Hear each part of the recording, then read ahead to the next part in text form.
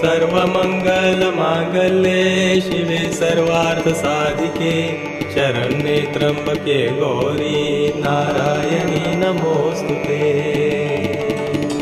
ॐ एकदन्ताय विद्महे वक्रतुण्डाय धीमहि तन्नो दन्ती प्रचोदयात्।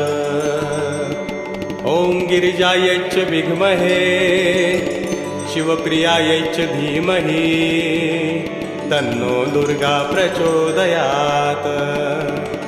ॐ तत्पुरुषाय विद्महे महादेवाय धीमहि तन्नो रुद्रः प्रचोदयात्। ॐ उमामहेश्वराभ्यां नमः। ॐ पार्वत्यै नमः।